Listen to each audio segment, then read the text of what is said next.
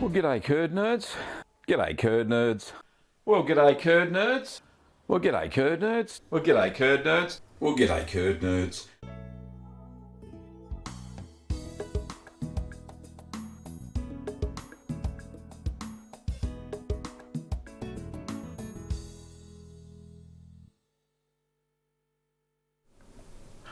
Well, g'day curd nerds. Welcome to Ask the Cheeseman. This is episode 136, and thank you for joining me on this very fine Sunday. Now, I'm not sure, hopefully it's all working and in lip sync. Can someone give me a thumbs up on the chat to see if it's all working?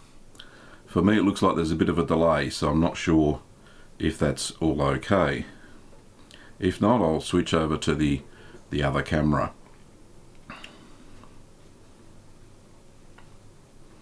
In a minute, it'll all happen. Anyway, let's just switch back.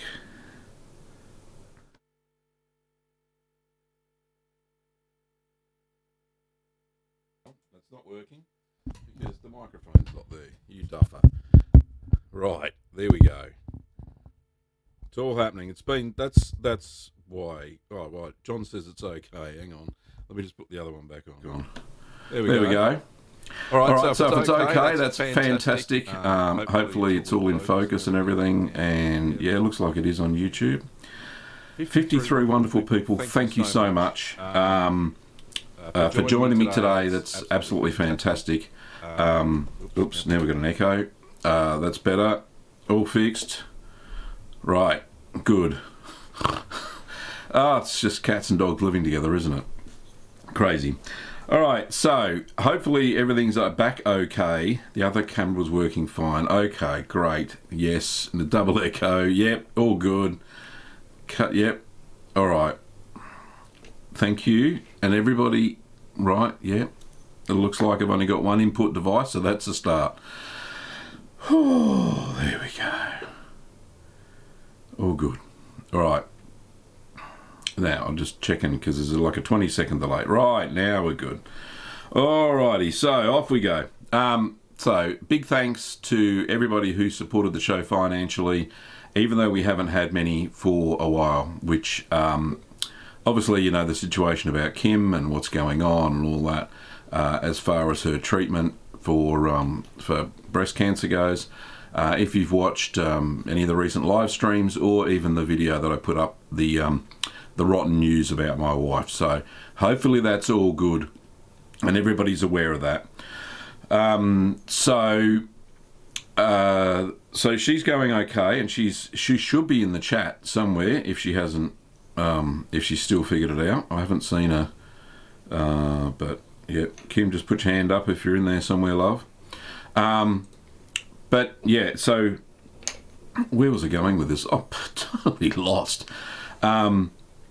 So we've had lots of support, as I said, so many people reaching out, sending me emails, comments on that last video. I think it's the most commented video that we've ever had.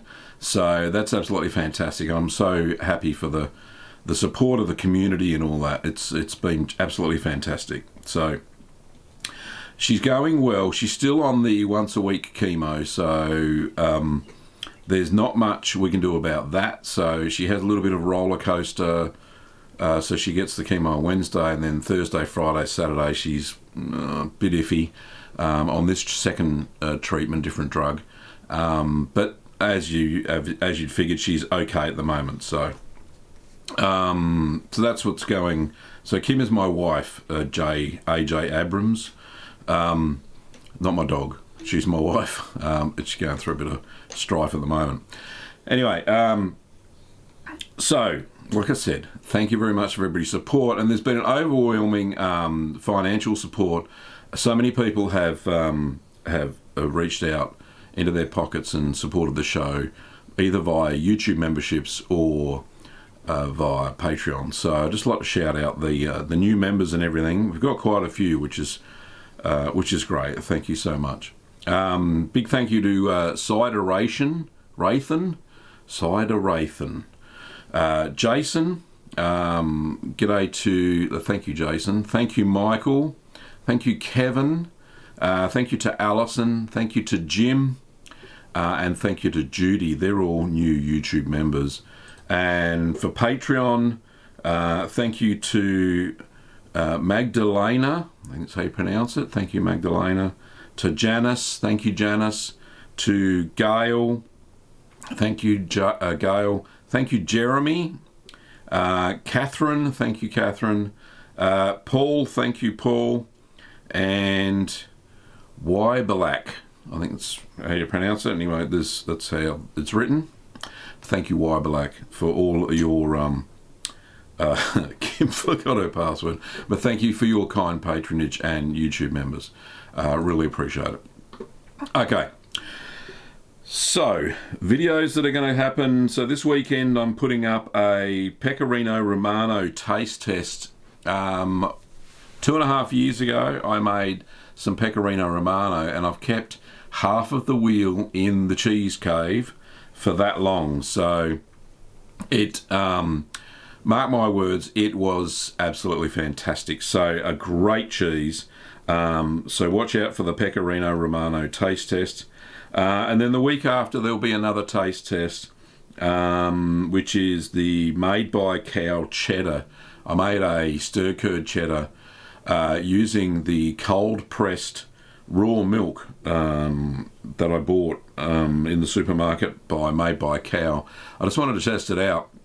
It's a new style of pasteurisation, or making the milk safe, but they still label it as raw milk because it hasn't been heat treated. It's been cold pressed instead to kill all the bacteria. So that's cool. And then I'm still in production, it's taking quite a while, is 15 ways with whey. So what you do with your leftover whey. So they're the 3 videos that are in production. 2 have been filmed, I'm just doing the post-editing. And then the last one, the 15 ways with whey, will be coming soon. Okay, so let's say g'day to a few people. And there's just absolutely swags. So big g'day to Not Tired of Winning, Max's Random Stuff, John Lord from San Francisco. Thank you, John, for joining. Hey Cards, g'day mate. Timberwolf, thank you for joining. William Brendanusis, I think so you say it. Kevin, Belgian Swede, Mouldy, no thanks. Brendan, g'day Brendan, lovely to see you mate. Paul, g'day Paul. Andreas, Stephen, Zammy, Ambrose, g'day Ambrose, Abraham, D, who else have we got? AJ Abrams, any more? Shane, Hans, and Andy, I think, Jack. I think that'll do. There's lots more. Graham, goodness me, it's all happening. All right. Thanks for all joining, and let's get on with what we're here for, and that's to answer some cheese making questions. So let's see. Now remember that I don't know, can you see it? Is it there? Is it going to work? There we go. The curd nerd light. Curd nerd light goes on when you guys do a super chat. So no pressure, but if you want to ask a question, because the list is going to be long as anything today, I can tell, especially with 77 people watching. I'm not going to get through all the questions. If you've got a burning question, then do a super chat and I'll get to that straight away. All right, voice is not used to this. So let's take a bit of a sip and we'll go from there. Oh, okay, so first question of the day is... Okay, Belgian Swede says, good day, Gavin. In regards to Parmesan, if I can't find a non-homogenised 2% milk, what would happen if I used whole milk? The Parmesan would turn into a Romano, basically, because Romano has more fat than what Parmesan does. So yeah, it will be a higher fat cheese. Still have that grainy texture if you make it in the same style, but you'll find that it'll be a lot fattier and not as not as crumbly, I suppose, as what Parmesan is known to be. But if you use whole milk, you can usually get what's known as light milk. Usually goes down to about 1%. So what I've done in the past, and you can probably see that in the Parmesan video, that I used some whole milk and some light milk to get around about 2%. So we've got a super chat going on somewhere. So we'll look, $2 Canadian. Thank you so much. I'm going to remember how to turn the light off. There we go. That's from Cash Garmin. Thank you, Cash, for your $2 Canadian. Really appreciate it. You're the first one to make the curd nerd light go. Excellent. All right, back to the question. So that was about Parmesan. And yeah, so in the recipe, I mixed whole milk and light milk. Or not skimmed, but semi-skimmed. Yeah, semi-skimmed. Okay. Brendan Osis says, been watching for months and scared to take the plunge into trying it myself one day. From Canada, what is the best kind of milk to use? Well, I've got a lot of Canadian listeners and viewers, and they tell me that the standardised milk there, the whole milk, is 3.25% or roughly. So that is adequate. You can use that. But if you can get your hands on some unhomogenised milk, so creamline milk, then you'll probably do a lot better. So you can try that. So that's what you can get your hands on. If you can get raw milk from the cow, absolutely fantastic. You won't do any better than that. Or goat, or sheep, what have you, whatever animal that you can get your milk from. Okay. No thanks says, my first mozzarella turned out squeaky. Temperature got a bit too high too quickly. Yeah, now if you're making quick mozzarella or 30-minute mozzarella, whatever you want to call it, with citric acid instead of using starter cultures to acidify your milk, you're going to find that it is a little bit squeakier than what traditional mozzarella is. So that, you know, if you try it again and you get the same result, then you'll know why. Stephen says, I have only one question. Are there cheeses that originate in Australia? If so, what are they? There's lots of styles of cheeses in Australia that are unique to us, or to our artisan cheesemakers here. There's no cheese per se that we invented that I can remember. There are lots of great cheeses. There really are. So don't get me wrong, but they are based on styles of cheese from Europe and elsewhere. So, you know, blue cheese is a blue cheese. It's just the various styles. So all cheeses are unique anyway. You know, they're not going to manufacture the same ones as, say, you know, if they're trying to copy, say, a Roquefort, so a blue cheese made with sheep's milk. If they do that, they're not going to get the exact same thing as Roquefort. So, you know, everything's a variation, depending on your environment, or as the French say, your terroir. So, which is, you know, the environment, the earth, what the cows eat, what the flavours of the grass and all that sort of stuff that they're eating, and the milk they're producing. So there aren't any specific, unless you count the cheeses that I made, but they're variation.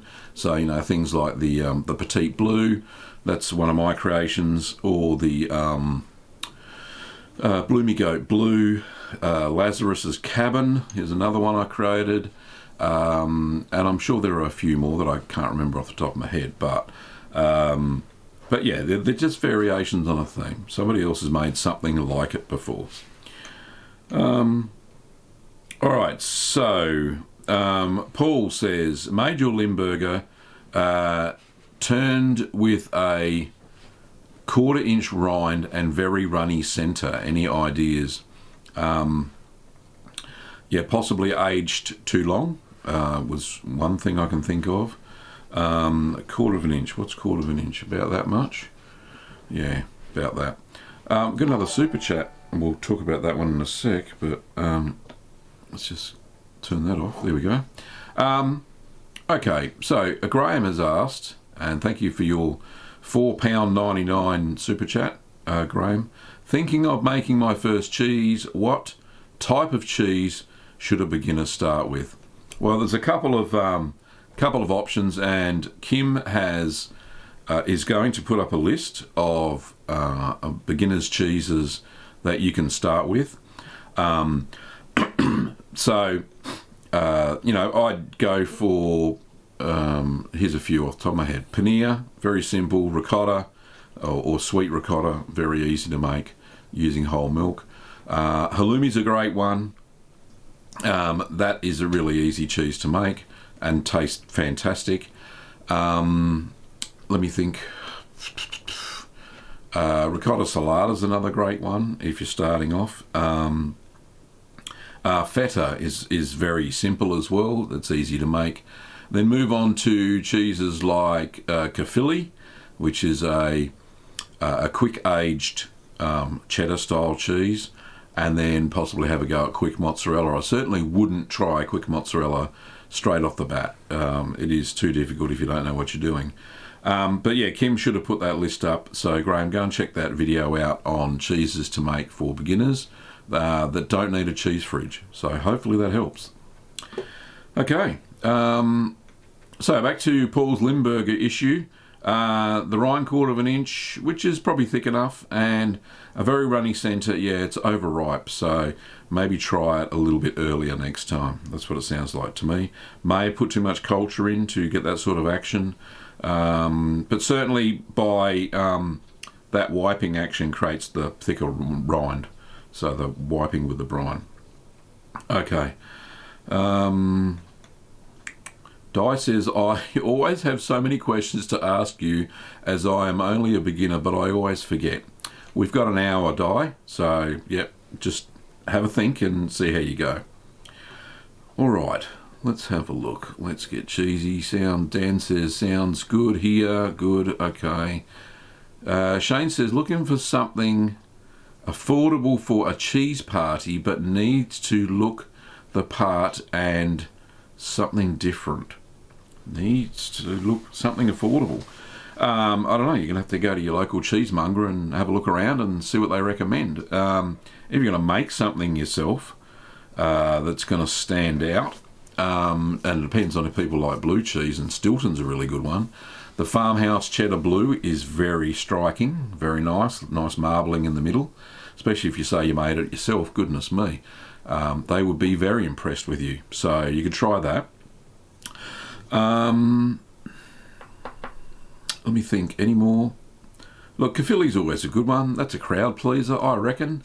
Might be a bit salty for some people, so maybe not. Try a bit of quick mozzarella on the day. That's always good. It's better the day you make it. If you leave it, it tends to flatten a bit, doesn't hold its structure. So try that as well. Okay. Tim Wolf said, I didn't know about Kim. Wish you and her all the best. Yeah, we're coping, mate. Thank you very much. And Kim just forgot to sign in, so that's a good one. Good. There's Kim. Lovely. Oh, we had another super chat. Fantastic. Just to kill the light. And let's have a look. It's from Cash. Oh, again. Thank you, Cash. Let me try that again. How would you describe halloumi to a vegetarian who's never tried it? Keep on curdling. Well, halloumi's a cheese that you can fry. It doesn't melt. And it has the texture of cooked tofu, a firm tofu. Yeah, I would say that. And the caramelization of the outside, when you fry it in the frying pan, a little bit of olive oil, is what sets the cheese apart. It really does taste fantastic. And we have a Cypriot friend who told me that you must eat it with a watermelon and a squeeze of lemon juice on top after you've cooked it. So there's some hints, and that's kind of what it tastes like as well. So let's do that. Okay, I've noticed in the background my sign is showing how many patrons I've got and stuff. Let's just fix all that up if I can find where the heck the sign thing is. There we are. If it's going to connect. It doesn't want to play the game. Oh, there we go. Alright, so let's just put YouTube. Thank you.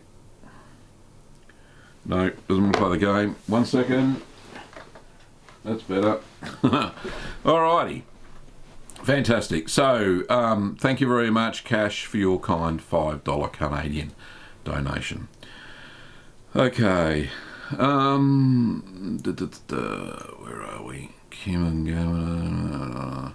Right, Randy says, what would you suggest for baskets, moulds and baskets as a beginner cheesemaker? I can highly recommend the 165mm basket. Hang on, let me just pull that up. Basket. And we'll put it on the big screen. Yep, okay. So, where are we? Where's the list?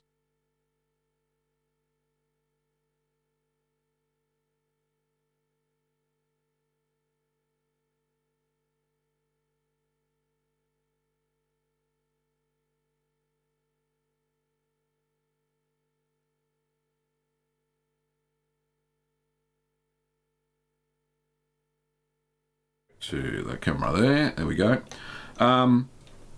Yeah, so oh,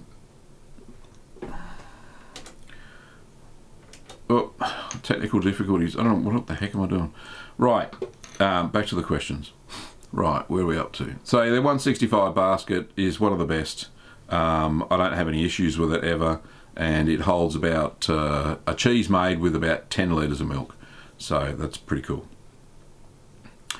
Okay. Crystal says, first time on this live stream, but I follow you on your YouTube page and make delicious cheese. Thank you, Crystal. Thanks for coming along. Jason says, hey, Gavin, quick question. Working on the Gruyere, I've done all the simple brine washings. How long until a rind starts to form and gets the golden look whilst ripening? Keeping Kim and you and Kim in my thoughts. I found that the Gruyere took about 2 months for that brown, it starts to look golden brown on the outside. It took about 2 months, and I think I moved the washings to once a fortnight about that stage, just to keep the mould down on it. If you start to see any mould grow, then give it a wash again. But it should start to brown up, which is actually a mould unique to that cheese. It just seems to grow. Every one I've made seems to happen to. So yeah, you'll see a brown mould start to grow on the outside, or it start to get that golden look, as you've said. So about 2 months. Sometimes it takes a little bit longer. So yeah, that's just cool.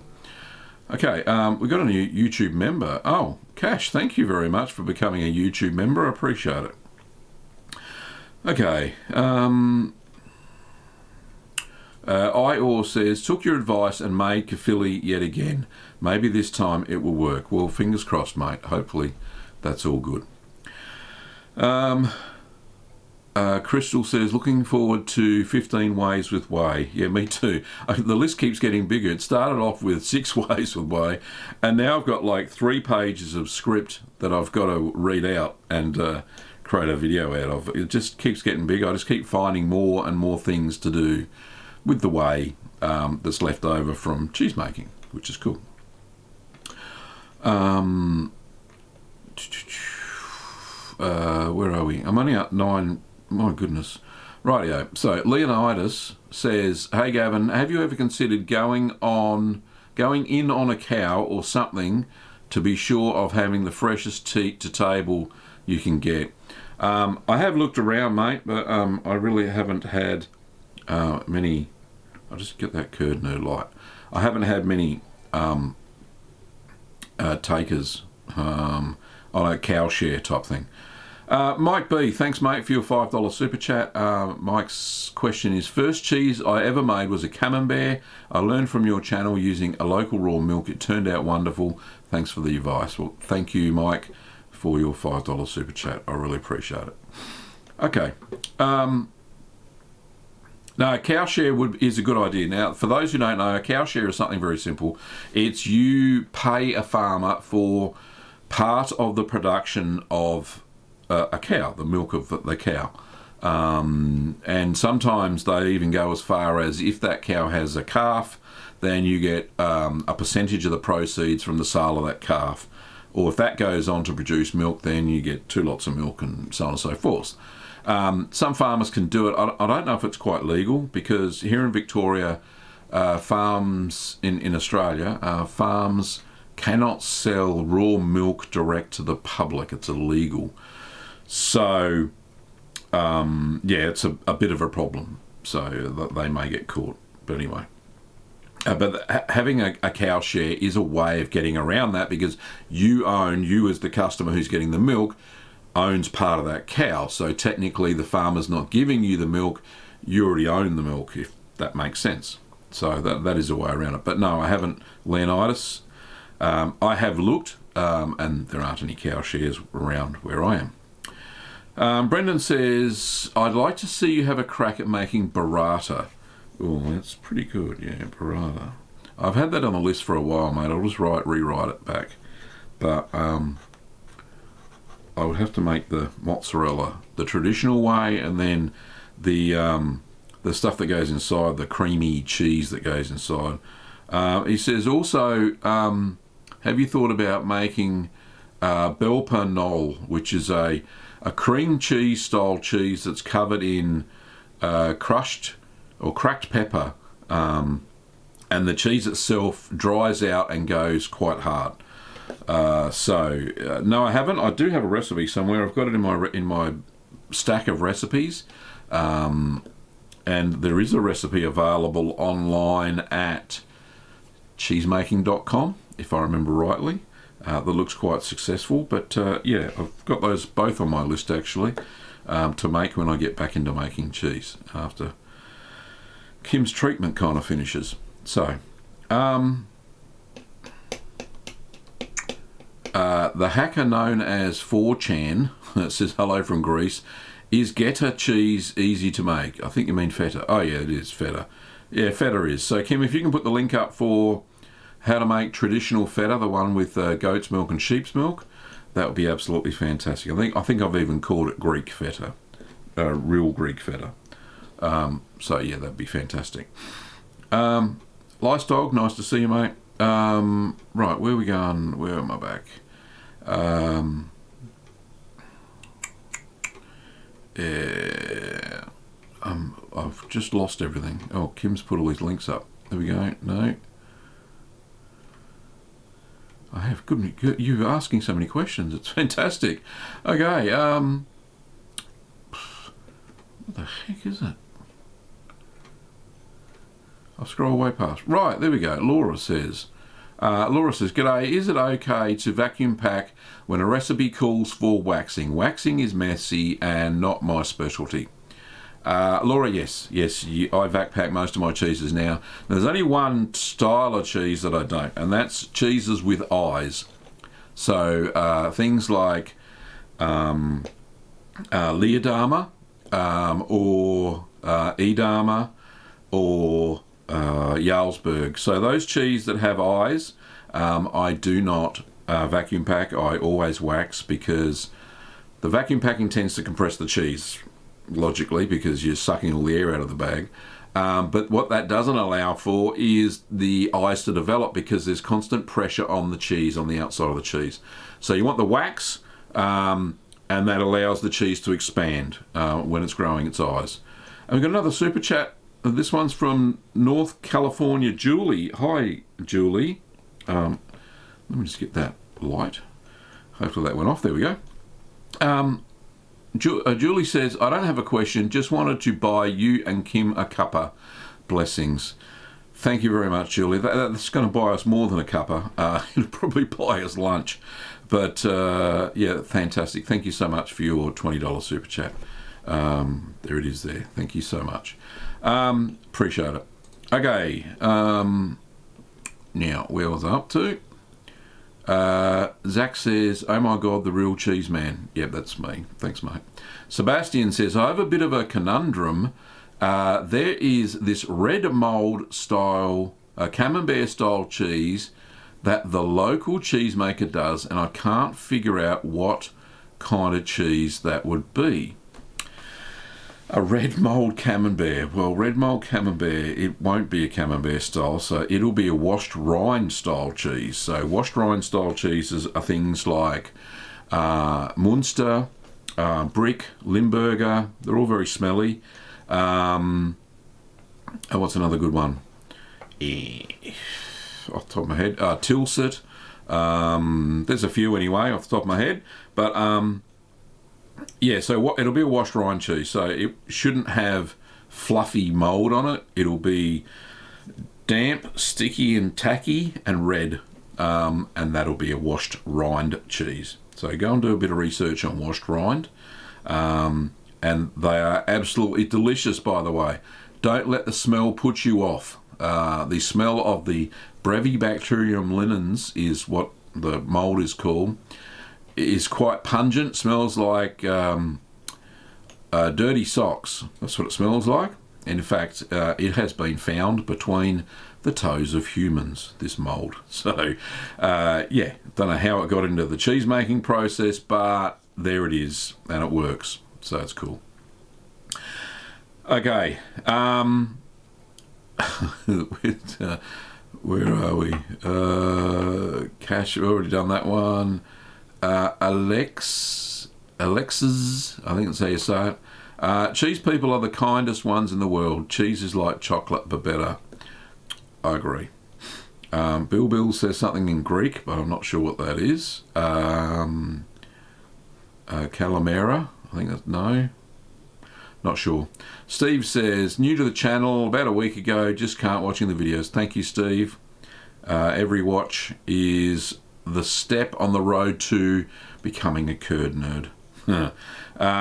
Nathan B says, how can I make cheese from raw whey without boiling the whey?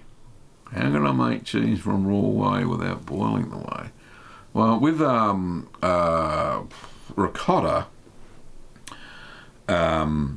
the whey itself is not boiled. It goes up to about 92 degrees Celsius, and then you add whatever acid you're adding, and then the ricotta particles start to separate from the whey. I'm not sure when you mean raw whey. You're talking about raw whey from raw milk cheese. Is that what you may be talking about? But anyway. Tom says, hey Gavin, made feta a while back from cow's milk that ended up mostly dissolving in the brine. Added calcium chloride and vinegar, but it still happened. Any ideas what could have gone wrong? Yes, the cheese wasn't acidic enough. The brine wasn't acidic enough. So the brine needs to be at a pH of about, I think it's 4.6. So next time we have to check the pH of your brine. If it is not acidic enough, if it isn't the same acidity as what the cheese is, then you'll get this dissolving slimy mess. So yeah, if you're using more brine than my normal brine, the 10% brine 10% brine recipe that I have somewhere, I think it's on the traditional Greek feta cheese video. Then if you're scaling that up, don't forget to scale up the calcium chloride and the vinegar as well. So yeah, it's got to have a fairly acidic brine to stop that from happening. Or what you can do is, here's another tip, is you can use the whey that you made that came from the cheese, and the whey will usually be the same acidity, the same pH as what the cheese is, so you don't get that ion exchange. Plus there's a fair bit of calcium in the whey already, it hasn't all gone, so that's a good thing. Got another super chat there, another $20 super chat. Thank you so much from Mike Johnson. Mike doesn't have a question or anything, but just says love the channel. Thank you, Mike, really appreciate it, mate. I do. Okay, so Next question was from Timberwolf. Is cold pressed the same as ultra filtered? If so, how does the high protein content affect a cheese? No, it's not the same thing. The ultra filtered is a pass through very fine filters, so it's not quite the same thing. Cold pressed is basically a form of pasteurization, or killing the bad bacteria within the milk, leaves all the enzymes behind and all that sort of stuff. So there is some benefits to home cheese makers, but technically it's still kind of like pasteurized milk. So it's not filtered, it's not ultra heat treated or anything like that, so there's no filtering going on at all. Not quite the same thing. Okay, Cash, yep, we've done your question there. Paul says, hey Gav, long time viewer, in your opinion, what's the most difficult cheese to make? Okay, so I think the mouldy cheeses are some of the most difficult, and it's not the making part of it; it's the affinage, or the maturation of the cheese. That's the hardest part. So things like washed rind cheeses, which are mould ripened cheeses on the outside, so they're difficult because you've got to get that smear on the outside, the orange smear, to make sure that the cheese develops from the outside in. Same as white mould cheeses, you got to get a total coverage, and then you've got to monitor them to make sure that they don't start to undergo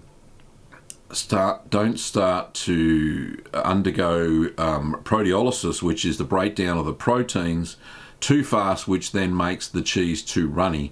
So that's something you got to watch for. Another thing that you got to really worry about with blue cheeses is that not enough aeration. So they're difficult to make in the fact that if you pierce them and then the holes close up, and in the ripening box you don't allow enough oxygen into the ripening box, then the blue mold won't grow properly, and it won't get inside the cheese and then into the fissures that you've created by making the curds fairly dry for the blue cheeses. So they're some of the most difficult. The cheddars are easy. The soft cheeses are all fairly easy, except cottage cheese, of course. Anybody who's watched my channel long enough would know that cottage cheese is my nemesis. So because I haven't used raw milk to make cottage cheese, so that's an issue. Anyway, there you go. That's my opinion. Others may have differing experiences and may find those cheeses easy to make, but yeah, it's all in the affinage with those cheeses. The making is fairly easy if you follow the right steps. Nathan said, hi, I've made a few Caerphilly cheeses using pasteurised homogenised milk, and I'm making one with unhomogenised milk this week. What differences should I expect in the finished product? You will see a higher fat content, because unhomogenised milk is rarely skimmed of its cream, so that should be okay, Nathan. It'll be more creamier and richer. You'll get a better curd set for sure, but still use calcium chloride. I wouldn't omit that. I think that's probably the two biggest things. So better curd set, and you may get a moister cheese. It depends on how much you stir it. But yeah, if you follow the recipe, I've made it with pasteurised homogenised the first time, and that tasted okay. But the unhomogenised was far superior because it had higher fat content, and it just didn't. It was lovely. Anyway, Gabriel says, how much do you spend on equipment to start making cheese? A lot of the equipment you'll find around a well-stocked kitchen anyway. But if you're going to go from scratch, then you can simply buy a cheese making kit and use whatever utensils are around. Cheese making kits, we have them online. Let me just pull some of the kits up that we have, which is always a good place to start, I think. And we'll go to screen.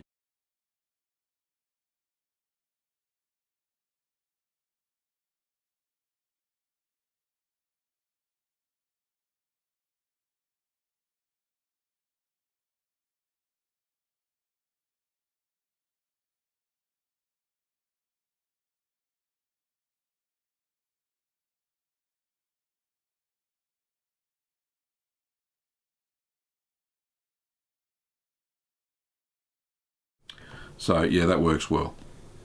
Okay, so hard cheese kit for those who may not have heard anything. Hopefully it worked. Okay.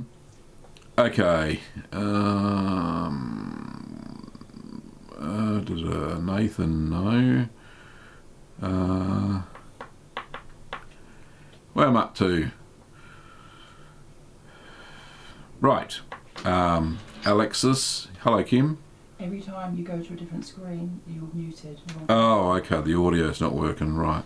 So, yeah, Kim's just said that because I'm using a different camera today, when I go to the desktop screen, the audio's muted. So, sorry about that. I won't do that again. I can't fix it up quickly here in the software that I'm using. So, that's a bit of a bummer. So, I won't be able to go to the desktop screen anymore. Anyway, we've got how long to go? 20 minutes to go until the show is finished. So we've got 20 minutes to go. Billy says, when I make a hard cheese, it sometimes had a soft, crumbly part in the middle. Not sure why this happens. This has happened a few times. Sounds a little bit like uneven pressing. So I'm thinking that your pressing it may not be hard enough. You shouldn't get a soft crumbly part in the middle. So try and press at a higher pressure, Billy. Nathan says, hi, I've made kafili. Oh, I've done that one.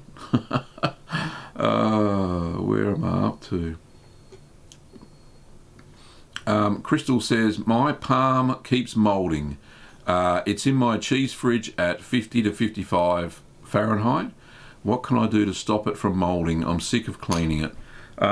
If it's about a month or 2 months old, then what you can do, Crystal, is vacuum pack it and it'll mature fine.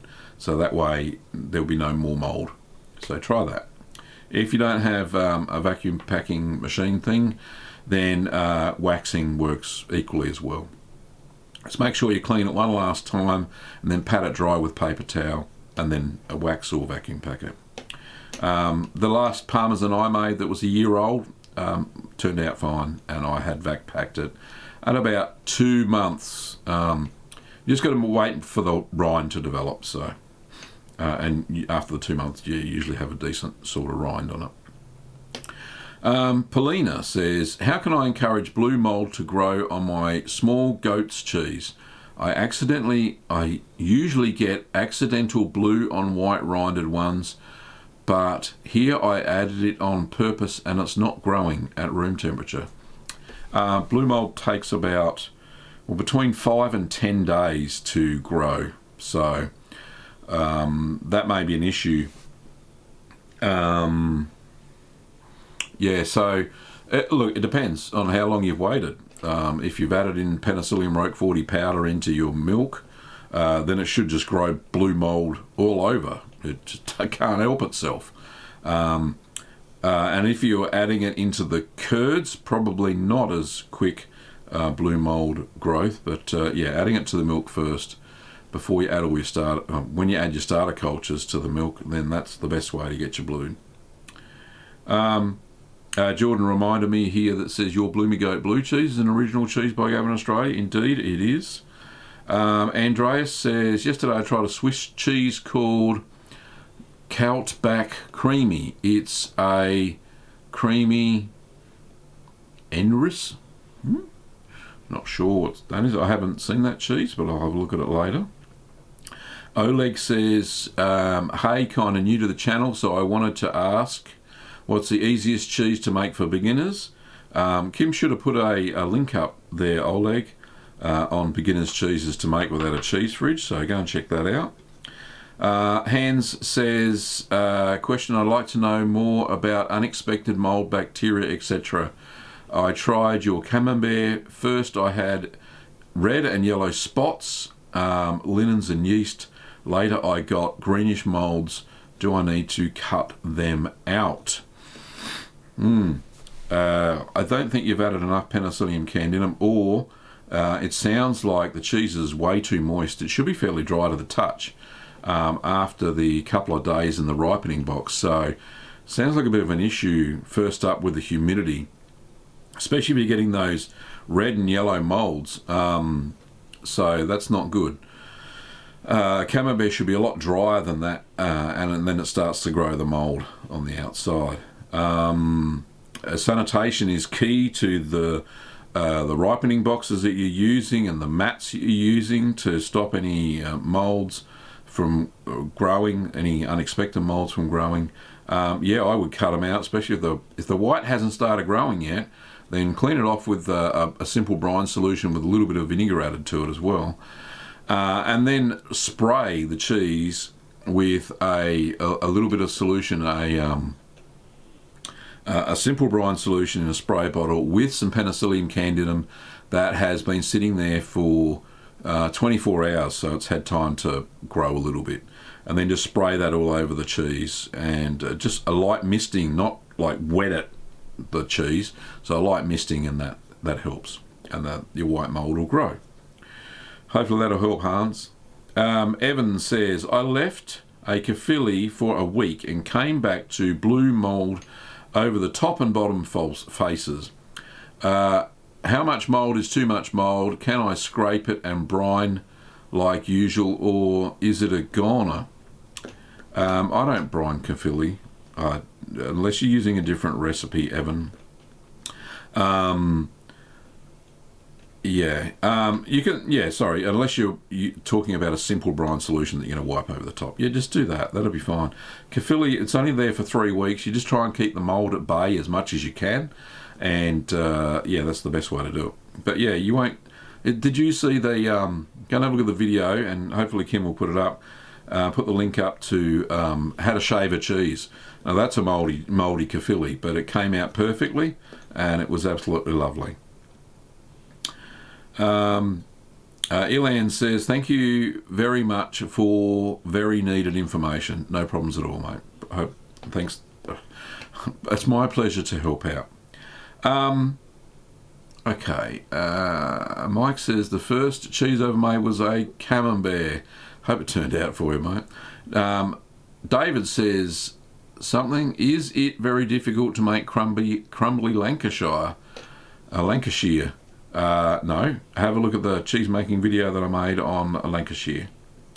The Viv Key says, hey Gavin, thank you so much for making your cheese videos.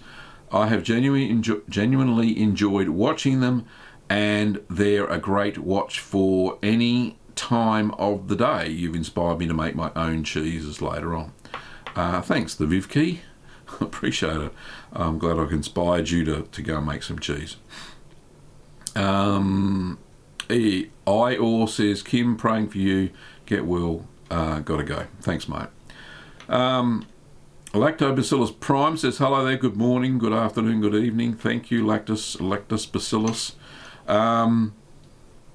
Timberwolf says, UK expat living in Vermont. What cultures and aging conditions would you recommend for a sharp cheese, I would think?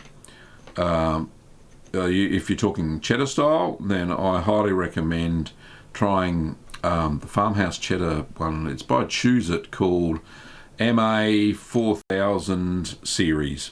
So it's made by Danisco Choose It. It's called a Farmhouse culture.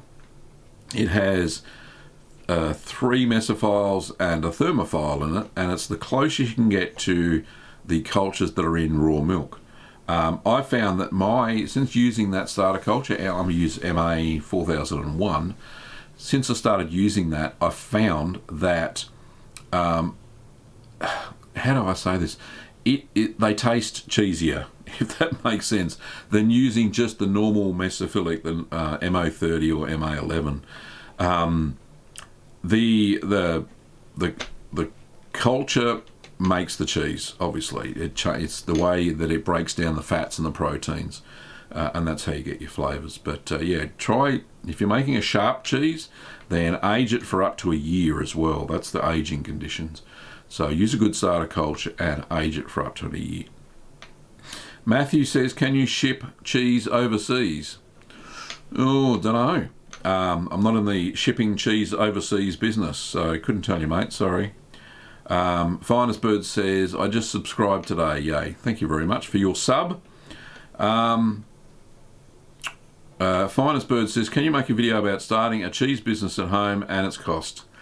I don't have a cheese business, so no, I couldn't make a video. Sorry, mate. I am simply a home cheese maker who has shared his passion on the YouTubes and made videos for other home cheese makers to make their cheese at home. It's illegal for me to sell my cheese. I give it away to family and friends very often, and they love it. So that's legal, I suppose. John Lord says, woohoo, 171,000 subs, soon to be 250. Well, people keep subbing. Yep, that's what'll happen, hopefully. But yeah, it has come up quite a bit since a few days ago. The buttermilk blue cheese went a little bit viral. So I think it's over 140,000 views or something now. So people kind of love that cheese. Alan says, difficult to find heavy cream without carrageenan or other gums here in Arizona. Can I still use it in recipes that call for added cream? It tends to stop the curd set, Alan. I found that here in Australia they add gelatin here to our cream, some creams, and call it thickened cream. It's a cheap way of adding a low-fat cream and making it thicker. I found that it really does stuff up the curd sets, so it's not very good at all. Okay, so if you can find pure cream from somewhere, that's what you're going to have to use, even if it's a bit more expensive.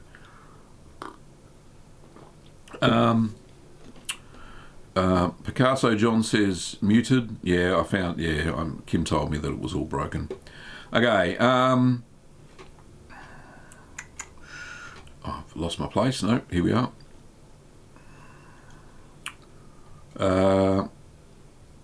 Jim says, do you flip the buttermilk blue, and if so, how often? I flipped it once a week during maturation. Tofty says, have you ever made Saint Nectaire, either pasteurised or farmhouse? No, I haven't. I'll put that on the list.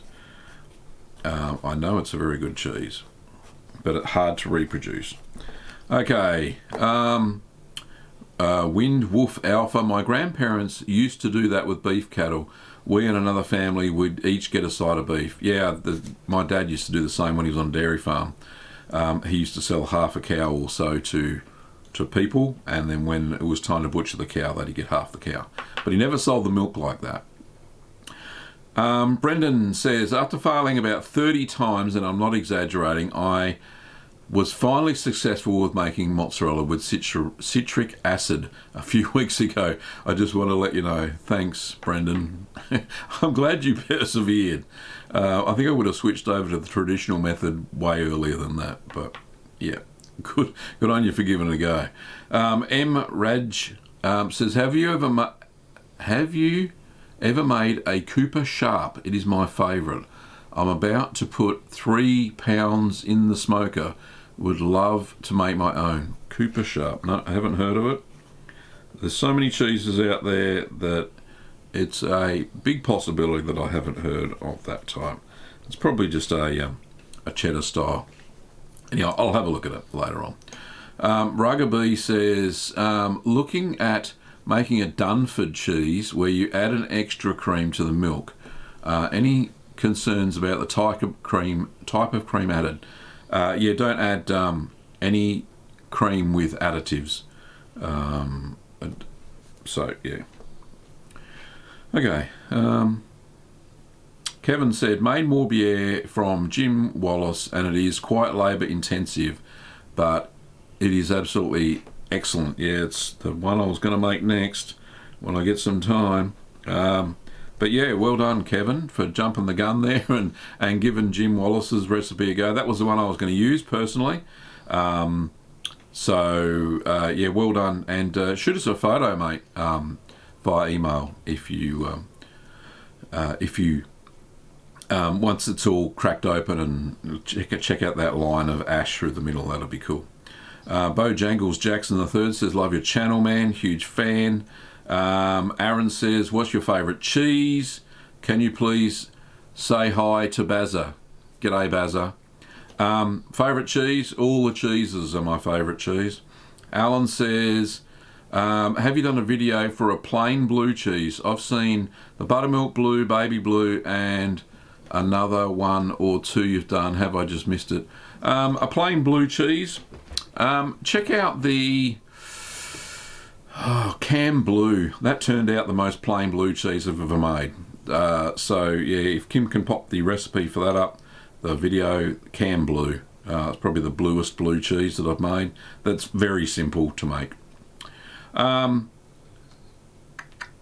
Matthew says, I have a question. Can you sell your cheese? No, I can't sell my cheese, mate. Sorry.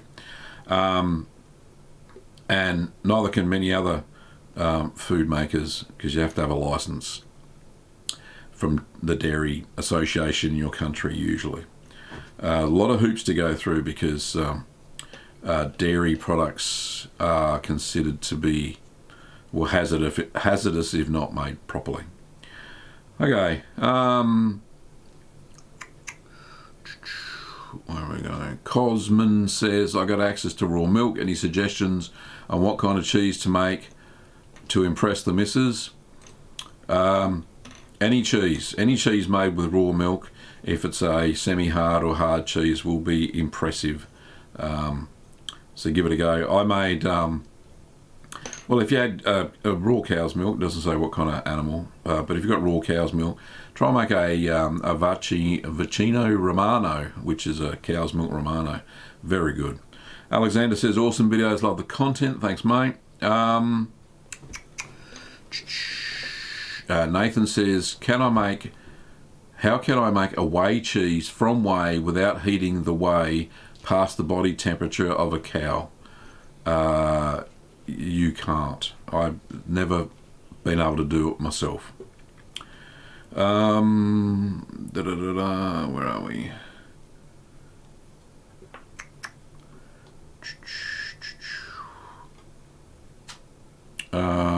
Kevin says, how do you clean and sanitize your cheesecloth properly? I did a recent video on that, Kevin, and Kim's put the link up there for you, so hopefully that helps. Hans says, thanks, the mould already grew over the red spots and only a few green moulds are not completely taken over by the white mould. Well, you have to see if the internals develop there, Hans. So hopefully that works. But yeah, if it's covered over the red spots, then don't dig them out, because yeah, anyway. Very cool. I've got 3 minutes left, so Kim's given me the wind up. Thank you very much, darling. Sorry I didn't get to everybody's questions. Yep, if you are in the market for any cheese making stuff, then pop over to littlegreenworkshops.com.au. We ship all over the world except a few countries that we're not allowed to, because customs keep confiscating the stuff. If you want to support the show, don't forget there's a join button below. That's how you become a YouTube member, or there are links in the description to my Patreon page, and you can become a financial member and receive certain benefits. And don't forget, you can buy merch like this lovely cup. Can I get close? Is it going to autofocus? No, it's not autofocusing at all. But yeah, the lovely cup, and that obviously goes towards supporting the channel as well, and including the lovely shirt, Certified Curd Nerd. So you can pick up t-shirts and merch. There's a merch shelf down below where you can get all that sort of stuff. And that's about it for today. Well, thank you very much for watching. I don't know when the next show will be. Kim and I are tossing up Thursday mornings, which is the day after her chemo. She's usually pretty okay that day. It's the next day that it kind of hits her, so we'll see. I will announce via the community tab and the Facebook page, where is it down there, Little Green Cheese. and on Twitter if there's going to be a live stream, and I'll put multiple time zones and all that sort of stuff, just like I did for this one. And I'll announce it that way, but I won't schedule anything just yet until we figure out how it all happens, how it all goes with Kim. But thank you so much. I really do appreciate everybody coming today. We've had so many people and so many questions. It's been absolutely fantastic. And without your questions, it wouldn't be much of a show. So thank you so much from the bottom of my heart. And Kim thanks everybody for all the lovely well wishes during the show and elsewhere as well. Thanks for watching, Curd Nerds, and I'll see you next time.